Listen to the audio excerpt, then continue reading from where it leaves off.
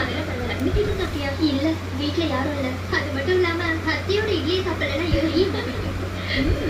சுந்தரி ஒரு தட்டு இட்லி கொண்டு வா.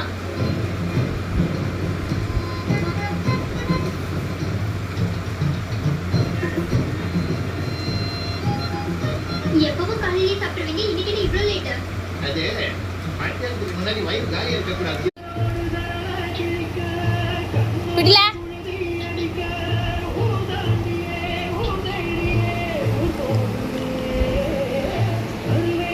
இங்க பாரு, அவர் சொன்னாரு உன் பேச்ச கட்டி சுகர் ஃப்ரீ யாரு சாப்பிடுதா?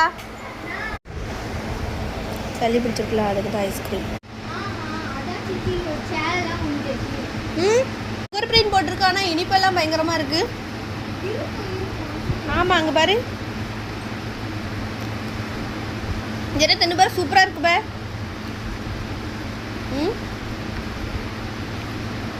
சளிக்கு மருந்து தான்.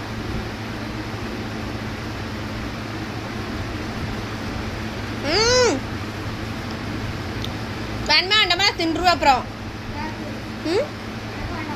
நல்லா இருக்குது.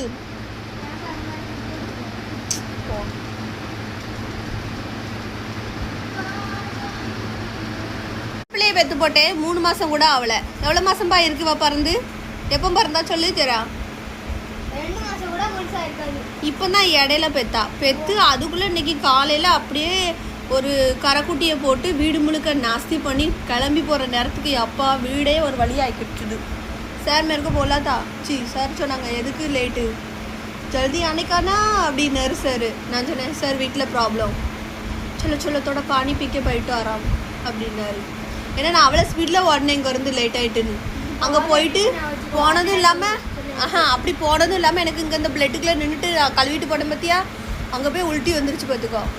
பூரா வாமிட்டு எடுக்க மாதிரி ஒமட்டி ஒரு மாதிரி பண்ணிருச்சு. அங்கே போய் டிவிஎஸ் பண்ணி அங்கேயும் பிளேட்டு பார்த்தோன்னா ஒரு மாதிரி ஆயிடுச்சு. 5 நிமிஷத்துக்குள்ள சாப்பிடவும் இல்லைல்ல. மூச்சு நீ தான் சாயாவும் தரல எனக்கு. ஒரு குத்து ஒரு 3 நிமிஷம் சாயா தானே அந்த நாட்டத்துக்குள்ள நின்று போனது ஒரு மாதிரி ஆயிடுச்சுது. 2 பேரும் வெளில வா, ரோனி வெளில வா. திரும்ப அப்படியே ஒரு மாதிரி வந்து ஒரு